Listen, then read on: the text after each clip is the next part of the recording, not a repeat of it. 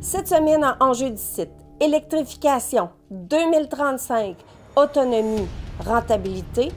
Est-ce que la technologie évoluera assez rapidement pour que les véhicules d'ici les prochains 12 ans puissent être 100% électriques en atteignant une meilleure fiabilité, mais également une meilleure autonomie?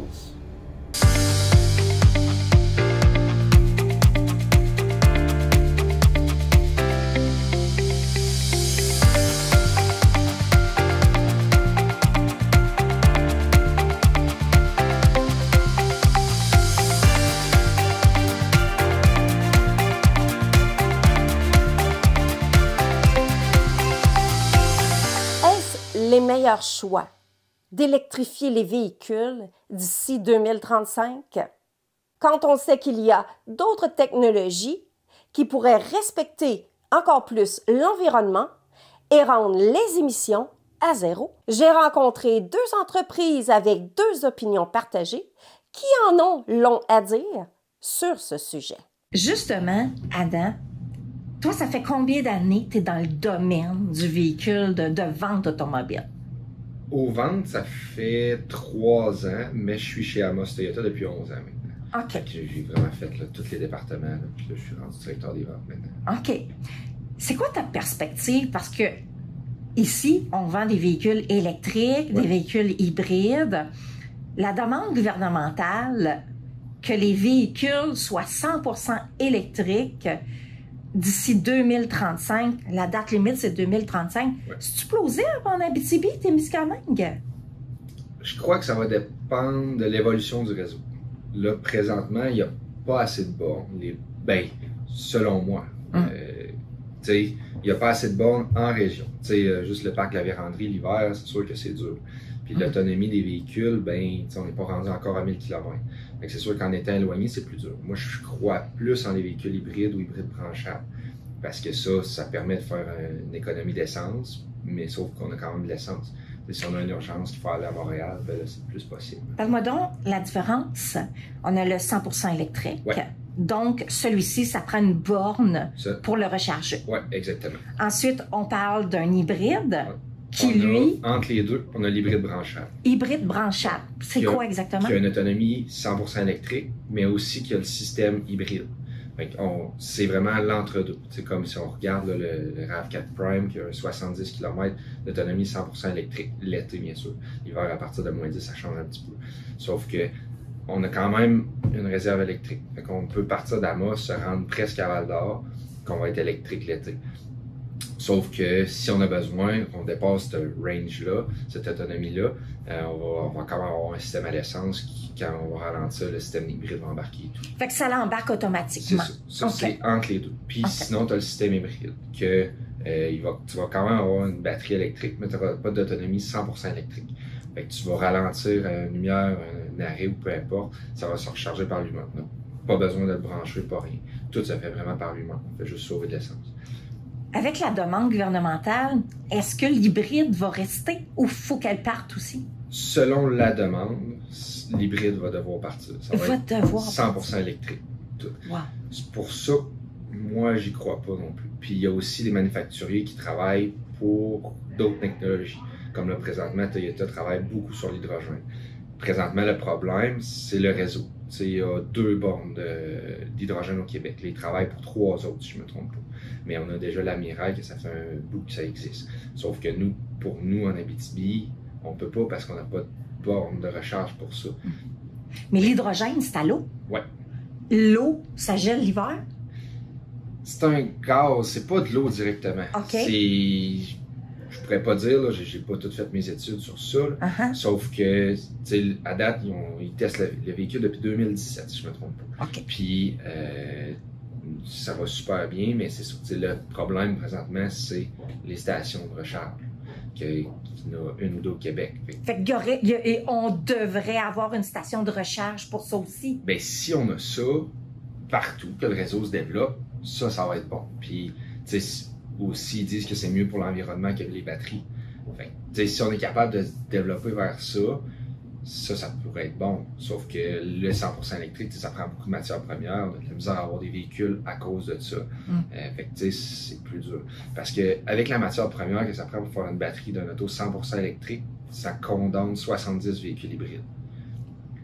C'est énorme. Ouais. Fait que si on regarde sur l'échelle mondiale, ben, selon moi, ce serait mieux d'avoir des véhicules hybrides, que tu vas faire du 5-6 litres au 100, tout dépendant de la grosseur, mais que d'avoir juste des véhicules à batterie. Parce que ensuite, quand l'auto, la batterie va se détériorer d'ici je sais pas combien de temps, ou s'il y a un accident ou quoi que ce soit, on va faire quoi pour récupérer cette batterie-là? Faut-tu juste jeter ça ou fait qu'il y a ça qu'il faut penser aussi. Est-ce que les concessionnaires vendent les batteries quand que vous vendez un véhicule? Vendez-vous aussi des batteries à part ou les batteries doivent être achetées chez un manufacturier? Comment ça fonctionne? Bien, Toyota, tu sais, nous, l'auto arrive déjà construit. Mais là, Toyota, ben, les manufacturiers ont des ententes avec des constructeurs de batteries. OK. Fait ils font ça par eux-mêmes. Mais nous, ça n'a jamais donné qu'on a remplacé une batterie. OK. Peu importe sur un véhicule hybride ou sur un véhicule électrique, ça n'a pas qui a lâché. Mais peut-être qu'éventuellement, ça va être des choses qui vont arriver. Fait que là, nous, on va falloir commander ça du manufacturier directement, la pièce qu'eux vont la prendre ailleurs. Puis, vous avez... les délais, on ne sait pas rien. Vous avez des pourparlers avec les manufacturiers. Est-ce qu'ils croient à la demande gouvernementale? Parce que c'est eux qui construisent, là? Oui, ils ont de la misère parce qu'eux, ils voient les autres technologies. T'sais, là, le gouvernement est fixé sur l'électricité. Sauf que, tu sais, veut pas, le réseau électrique qui grossit de plus en plus tout le temps. Sauf que, tu sais, là, il y a des quartiers, là, j'ai entendu qu'il y a quelqu'un qui s'est acheté un auto électrique dans le coin de Montréal. Puis dans un quartier qui était nouveau. Puis il est arrivé pour se faire installer une borne chez eux.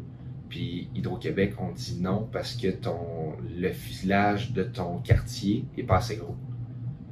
Fait que lui vient d'acheter un auto, je sais pas quel prix qu'il a payé, entre 50 et 70 000, puis il peut même pas se recharger chez lui. Oh! Fait que là on a une grosse problématique. C'est ça. Là, on voit aussi des fois du monde qui veulent installer une borne chez eux, que là, ben, il faut qu'ils remplacent le panneau électrique parce qu'il est trop petit. Comme c'est arrivé, on a vu ça la semaine dernière. Puis c'était un hybride branchable qui n'était pas électrique. Mais, tu as quand même la possibilité de brancher dans une petite prise. Sauf que le monsieur voulait que ça aille plus vite. Fait qu'il il voulait mettre une borne. Mais là, ça engendre d'autres coûts. C'est ça. Puis là, ça, c'est pour présentement. Mais plus tard, avec les bornes, si on a des autonomies phénoménales, ben ça va prendre peut-être des plus grosses bornes, plus de courant, plus... Donc, ça va coûter plus cher, finalement, en électricité, en quelque sorte. Selon moi, oui. J'ai pas de preuves, j'ai pas de chiffres. Sauf que, d'après moi, éventuellement, ça va être ça. Hydro-Québec seront peut-être pas capables de fournir tout, partout. Là, ils vendent déjà de l'électricité aux États-Unis, puis fait que, il y a du monde qui a des problèmes, je pense. Fait que, c'est ça, tandis que l'essence, c'est sûr qu'on passe par les pétrolières, sauf que ça fait combien d'années que ça existe, que ça va super bien. Puis là, on a la possibilité aussi d'avoir hybride, que c'est ça, tu vas sauver de l'essence, sauf que si tu as besoin, tu mets de l'essence, puis on est parti. L'autonomie d'un véhicule, on part d'ici de l'Abitibi à Amos, puis on s'en va à Montréal. Ouais. Est-ce qu'avec ton véhicule ou ce que la batterie elle a la meilleure autonomie, on est-tu capable de faire un trajet une fois? Ça dépend des véhicules. Il n'y en a que l'été, dans les meilleures conditions, tu vas être capable. Mais, tu sais, souvent l'hiver, ben c'est sûr qu'on met le chauffage ou peu importe. Puis là, si tu arrives dans la construction, dans le trafic, il y a un accident dans le parc de la Vérandrie, c'est tout quelque chose qui c'est des problématiques, ça, là. C'est des facteurs qui font en sorte que si tu penses à planifier un voyage, mais là, il manque de réseau d'électrification. Il n'y en a pas dans le parc? Non.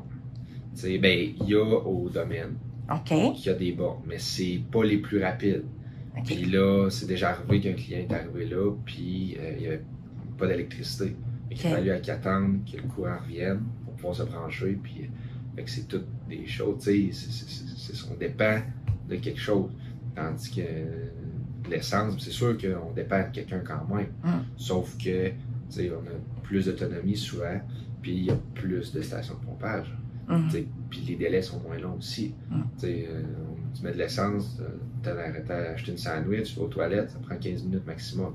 Tandis que recharger, ça peut prendre 1 heure ou 2 ou 3, tout dépendant combien de temps que tu vas recharger. C'est tout ça, ça rallonge un voyage. Est-ce qu'au niveau gouvernemental, ils vont changer les subventions pour faire l'achat d'un véhicule 100% électrique? Est-ce que tu crois que la subvention va partir d'ici quelques années ou elle va rester puis il va donner plus de subventions? Présentement, ça dépend de l'auto. Ça dépend du prix d'achat de base. Ça dépend, tu sais, comme nous, on a vu un véhicule que la subvention a baissé de 3 000 dans une année. Mais on a d'autres qui ont changé de version, que là, on a une plus grosse subvention parce que la batterie est différente. Fait que ça se peut, puis il n'y a rien de garanti. Là. Ils garantissent ça toutes les années. Comme là, si je ne me trompe pas, c'est en février que ça change d'habitude. Fait que là, en février, on va savoir si la subvention baisse ou non. Puis aussi pour les véhicules électriques, mais il y a de l'attente souvent. Là, présentement, nous, on n'a pas d'attente, sauf que là, 6 mois, 1 an, on avait 6 mois, 1 an d'attente. Fait qu'il y a ça aussi à prendre en compte. Tandis qu'un véhicule à essence, souvent, c'est plus facile à avoir présentement, parce que c'est ça que les manufacturiers font plus. C'est ça. Donc, ça veut dire que c'est une question d'offre et de demande en ce moment. Il n'y a pas assez de demande pour qu'un manufacturier puisse offrir à plein régime. Je pense qu'il n'y a pas assez d'offres. Parce que la demande est là. OK, la demande est là, oui. La demande est là, okay. Sauf que là, présentement, c'est ça, c'est produire, comme je te disais tantôt, la matière première pour faire les batteries, faire toutes les composantes. Je sais pas, je suis pas un Puis avec les composantes, il y a des composantes qui sont en pénurie, là. Il y a des manques, là. Mais puis c'est dans un peu tout, peu importe où tu vas aller en ville, il va y avoir des backorders, tout ça de stock. Fait que tu sais, je pense qu'eux, ils ont des gros casse-têtes aussi pour avoir toutes les pièces pour faire leur auto, pour qu'elle soit roulable, qu'elle soit sécuritaire, puis c'est tout ça à prendre en compte aussi. C'est quoi ta perspective de l'avenir pour 100% électrique d'ici 2035?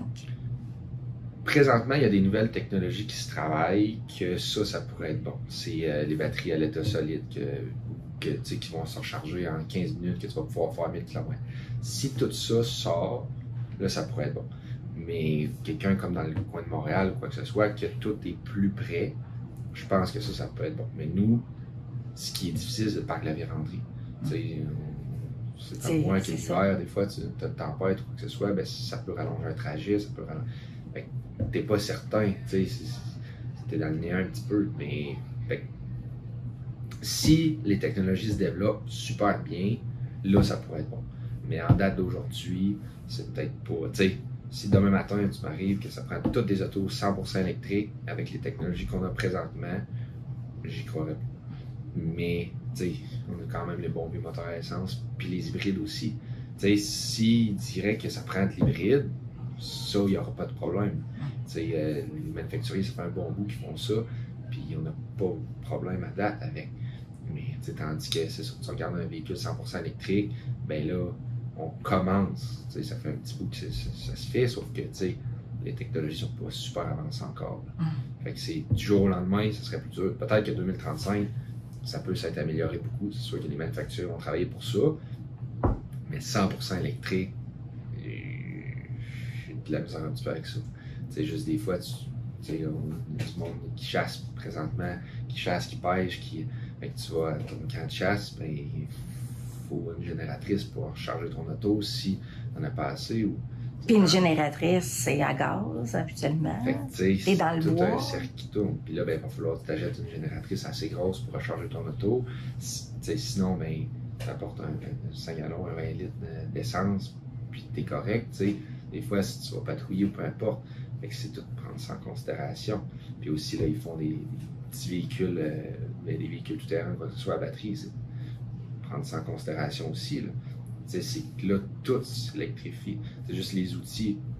C'est tout à batterie maintenant. Puis, j'ai hâte de voir, maintenant, on va manquer d'électricité. Il va falloir qu'ils reconstruisent leur barrage. Puis ça va être. C'est de l'ouvrage. Puis c'est du temps aussi. Ça se fait pas en 1 an. C'est pour ça que d'ici 2035, je suis pas sûr. J'ai hâte de voir. L'Icare Lassard, plus connu sous le nom d'Onebi, a reçu son camion-tracteur en Abitibi-Témiscamingue qu'il utilise depuis maintenant 6 mois. Étant pionnier, il était prêt à faire les modifications nécessaires pour rendre une meilleure autonomie à son véhicule tracteur. Essai-erreur, le président nous parle de son expérience. Francis, tu as acheté un véhicule électrique il y a presque 1 an, là? En fait, ça fait presque 2 ans qu'on a acheté le camion électrique, qu'on a reçu il y a environ 6 mois de ça. C'est ça. Donc, ça a pris quand même plus qu'un an à la recevoir. Il fallait être patient avant de recevoir le camion, mais on est arrivé à un moment d'après-pandémie où est-ce que, bon, on le sait, tout le monde le vit dans son quotidien. Il y a des pénuries de un petit peu n'importe quoi présentement. Donc, c'était la même chose pour certaines pièces du camion. Donc, depuis les derniers 6 mois environ, là, on utilise notre camion électrique comme on veut. C'est un camion, c'est quoi? Il transporte de l'eau, mais la capacité, la tonne que tu as acheté, c'est quoi? Oui, le camion qu'on a acheté, c'est un camion tracteur qu'on appelle. Donc, c'est comme mieux connu sous le nom d'un 10 roues, si vous voulez. Donc, c'est un camion qui tire une citerne de 27 000 litres et à l'occasion de 40 000 litres pour aller à la source, qui est à 60 km de l'usine principale d'Amos. Donc, on va chercher notre eau avec le camion électrique maintenant. Et puis, on ramène l'eau ici à l'usine de La Sarre et maintenant à l'usine d'Amos pour les embouteiller dans différents formats, que ce soit les grands formats 18 litres à La Sarre ou les formats de canettes 473 ml à Amos. Est-ce que, tu te promènes de La Sarre, tu vas plus loin pour aller chercher ton eau, tu vas jusqu'à Amos. Est-ce que tu vas partout dans l'Abitibi-Témiscamingue ou c'est pas mal ton trajet avec le camion? Je ne vais pas partout en Abitibi. Mon trajet principal, c'est vraiment le nord du Québec, donc un petit peu au nord de la ville de Villebois, La Sarre, et la ville d'Amos. Parfois, à l'occasion, on va livrer à Rouyn-Noranda aussi. Mais je vous dirais que les trajets principaux, c'est ceux-là. Fait que ta moyenne de kilométrage par jour avec le camion, on parle de quoi? Bien, ça dépend si on va faire 1 ou 2 recharges. Mais avec une recharge complète, pour l'instant, on est capable de faire environ 170 km d'autonomie avec une charge complète de camion électrique. OK. Et chargé, chargé à bloc avec beaucoup d'eau à l'arrière du camion. OK. Là, tu as vécu ta première hiver en Abitibi. Comment ça a été? Bon, le camion est en opération vers la fin de l'hiver. On n'a pas eu encore les moins 40 avec le camion. Par contre, vers la fin de l'hiver, il y avait quand même, en Abitibi, on a le privilège d'avoir des moins 10, moins 15 assez tardivement. Donc, on l'a testé avec, peut-être pas les grands froids, mais on l'a testé avec des températures qui ne sont pas avantageuses pour un véhicule électrique. Et puis, jusqu'à date, ça fonctionne assez bien. Il manque un petit peu d'autonomie au camion. On travaille beaucoup avec les gens du centre du camion Amos, les gens de Kenworth aussi, les ingénieurs, pour améliorer le camion, améliorer les performances. Je vous dirais qu'au début, on a eu quelques problèmes techniques. On s'en doutait. On était prêt à accepter ça et de travailler pour développer, en fait, tout le transport électrique, surtout à la grosseur de camion qu'on a. Je me doutais bien qu'il faudrait travailler très fort pour réussir à avoir un camion qui fonctionne comme on a envie qu'il fonctionne. Fait que tu étais prêt à faire des modifications et des changements sur ton nouveau camion. On le savait, on s'en doutait. Tant mieux s'il n'y aurait pas eu un enfant, mais on s'en doutait. C'est une nouvelle technologie. On l'acceptait. Et puis c'est pour ça aussi qu'on a décidé de travailler avec les gens du centre du camion qui sont proches de nous, qui sont à La Sarre, qui sont à Amos, qui ont des techniciens formés. Donc, c'est arrivé à l'occasion qu'on a dû se priver du camion pour faire certaines réparations, faire certains tests. Mais comme je vous dis, on a tout le temps hâte de l'avoir, puis le coût d'énergie entre l'électricité et le carburant fossile, il y a quand même un grand écart qui est très avantageuse pour le camion électrique. Donc, il y a une économie que tu as faite, tu l'as vu? Il y a une très grande économie. Fait que tu sais, quand on tombait en période de réparation ou de test chez Kenworth, c'est correct qu'on l'acceptait, mais on avait hâte qu'il revienne parce qu'il y a quand même de grandes économies à faire au niveau du transport électrique. Surtout que nous, comme je viens de vous expliquer, on a une formule un peu en étoile. L'usine principale est à La Sarre, la source est à Villebois et on va aussi jusqu'à Amos. Fait que la borne étant à La Sarre, on est toujours dans le milieu. Fait qu'avant de partir pour Amos, avant de partir pour Villebois, on peut avoir des plans de recharge puis partir avec le camion en pleine autonomie. Est-ce qu'il y a une grande planification qui doit être faite pour penser que faut que je recharge mon camion avant d'aller faire une autre distance? Grande planification, je dirais pas grande planification. Il y a un petit peu plus de planification à faire. Il y a peut-être un petit peu plus de délai d'attente entre les transports. Ça arrivait à l'occasion qu'on allait à la source chercher de l'eau avec l'ancien camion. On revenait à La Sarre et tout de suite, on partait pour Amos. Là, il faut attendre un délai de 2 heures, 3 heures. Fait que des fois, il faut que le camionneur parte un petit peu plus tôt pour être capable de boucler sa journée ou il sait qu'il va finir un petit peu plus tard. Mais encore là, comme je vous dis, au niveau de l'économie de carburant, puis au-delà de l'argent, en termes d'économie de GES, je pense que c'est très profitable d'attendre un petit peu entre les recharges, mais on planifie nos transports afin d'optimiser ce camion électrique-là. Donc, il peut avoir un transport en fin de journée, il va charger toute la nuit et le lendemain matin, on va partir plus tôt. On va peut-être faire une recharge fin d'avant-midi, début d'après-midi pour faire un dernier transport en fin de journée. Fait que c'est pas si complexe que ça. Il y a plus de gestion, mais c'est pas si complexe que ça. Est-ce que tu prévois dans l'avenir acheter plus qu'un camion? Si les opérations le nécessitent, la réponse c'est oui. Mais électrique, là, je parle. Mais électrique, ça c'est certain. Oui. Si à un moment donné, les volumes augmentent, c'est sûr qu'on y pense déjà. On est une petite PME, donc pour l'instant, un camion, ça va. Puis on pourrait même optimiser aussi, puis avoir des transports de soir et de nuit éventuellement pour optimiser l'équipement qu'on a présentement. Mais on n'en est pas rendu là pour l'instant. C'est sûr que si on voudrait transporter jusqu'à Montréal en camion électrique, ça serait une autre histoire. Et là, ça prendrait peut-être 2, peut-être 3 camions pour se rendre à une grande distance comme ça. Pour l'instant, avec les technologies qu'on a présentement. On a quand même des idées. On a d'autres projets qui sont en cours par rapport aux camions électriques, au transport électrique. Fait qu'on aimerait ça les mettre de l'avant. C'est sûr que ça va prendre probablement la collaboration du ministère des Transports, etc. Mais comme je vous dis, il n'y a rien d'impossible.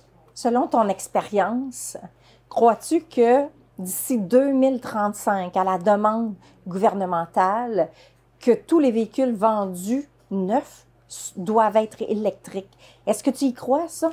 Bien, moi, j'y crois. C'est sûr qu'il va y avoir une grande demande au niveau de l'électricité, de l'électrification. Je comprends. Encore là, il va y avoir une planification au niveau de la demande électrique à faire. Ça va venir avec.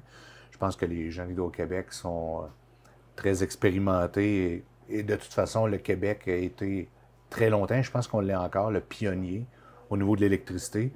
Donc, c'est probablement un inconnu. Par contre, les gens d'Hydro-Québec, j'en suis convaincu, voient ce qui s'en vient et sont déjà en train de le planifier. Peut-être qu'on ne le voit pas tout aujourd'hui, mais repensez dans les années 70, quand ils ont fait la planification des barrages hydroélectriques à Baie-James. Je ne sais pas si tout le monde y croyait, je ne sais pas si tout le monde était capable de voir jusque où ça nous amènerait, mais aujourd'hui, voyons, on a raison, parce que la planète demande notre électricité verte. Fait que je pense que des grands projets comme ça, c'est dur de le dire ce matin, que oui, tout va marcher, la boucle va être bouclée, mais je fais confiance aux gens d'Hydro-Québec là-dessus. Honeybee s'est procuré un camion tracteur assez fort pour tirer une citerne de 27 000 litres d'eau. Maintenant, est-ce qu'il y voit une réelle économie sur son retour d'investissement? Là, on se retrouve dans ton garage, dans ton entrepôt. Entre l'entrepôt et le garage, exactement. Oui. Là, ici en arrière, on a un camion, mais c'est pas ton camion électrique, là. Non, c'est la citerne que le camion électrique va tirer pour aller à la source. Oh oui! Wow. C'est ça qu'il y a 27 000 litres qui rentrent dedans. C'est ça, OK. Et à Amos, là, aujourd'hui, elle est stationnée à Amos, mais on a une 40 000 litres aussi qui est présentement à Amos aujourd'hui. Wow! Fait que donc, ça te prenait un gros camion. Tu sais, on peut le voir, là, c'est quand même très gros ici, là. Fait que ça prend un gros camion, un gros tracteur pour tirer quelque chose comme ça. Pour tirer quelque chose de lourd comme ça, parce que de l'eau, c'est très, très lourd aussi. Et c'est-tu le premier camion en Abitibi qui est électrique? Qui est 100% électrique, à ce que je sache, oui. Oui, OK. On est le premier camion 100% électrique. Fait que c'est vous là, qui testez le marché en ce moment en Abitibi pour voir si ça fonctionne. Qui teste le marché, qui fait les essais-erreurs, qui essaie de comprendre comment ça fonctionne. Mais jusqu'à date, on est très content de notre expérience. Puis je sais qu'on va l'avoir. Ça prend des gens, des fois, qui sont pionniers un petit peu, qui n'ont pas peur d'être différents. Puis, tu sais, on a quand même aussi la collaboration de tous nos employés là-dedans. Notre camionneur aussi, il est embarqué dans l'aventure. Il sait à l'occasion, des fois, qu'il y a des choses qu'il ne comprendra pas, qu'il va y arriver des nouvelles aventures. Puis là, on fait « Oh, on fait quoi avec ça? » Des nouvelles situations. Fait que jusqu'à date, ça se passe bien. Puis, tu sais, on a la collaboration de tout le monde dans l'équipe. OK. Économiquement parlant, ça te... Tu sais, du temps que tu l'as aujourd'hui, as-tu un estimé que tu peux nous donner combien tu as économisé? En coût d'énergie, on sauve 80 % des coûts d'énergie. Donc, pour une facture de 1 000 $ de carburant, bien, ça va me coûter environ 200 $ d'électricité pour le même, pour le même trajet. Wow! C'est quand même énorme. C'est quand même Mais est-ce que c'est ton rendement, là, par rapport à ce que tu as... Parce que ça coûte quand même un certain montant, là, un véhicule électrique. C'est quand même assez dispendieux. Si on parle de payback, de retour sur l'investissement, c'est très intéressant. Il faut se rappeler qu'au début de l'entrevue, j'ai parlé que ça fait 2 ans que le camion est commandé et qu'on l'a reçu il y a environ plus ou moins 6 mois. Fait que c'est sûr que nous, on l'a payé un peu avant l'inflation. Fait qu'on l'a payé à un taux de change américain qui était différent d'aujourd'hui. Fait que si je prends le prix d'il y a 2 ans, je peux dire que je suis très, très content de la rentabilité du projet. Si j'avais payé tout ça en dollars d'aujourd'hui, je serais content. Oui, si on le voit comme ça, effectivement. C'est ça, mais comme je vous dis, en même temps, un investissement comme celui-là, il ne faut pas juste le voir en argent, il faut aussi le voir en impact GES. Puis ça, on n'a pas le choix. Puis on l'a vu avec l'été qu'on vient de passer, avec les feux de forêt, le kit. Je ne suis pas climatologue, là, mais on voit bien que les choses s'emballent. Fait que c'est un petit peu la nécessité aussi d'agir. Côté GES, est-ce que tu peux voir une différence environnementalement parlant de ton diesel versus ton camion électrique? J'ai pas toutes les données techniques au moment où on se parle. Mais je sais qu'on avait mesuré le nombre de GES qu'un camion traditionnel.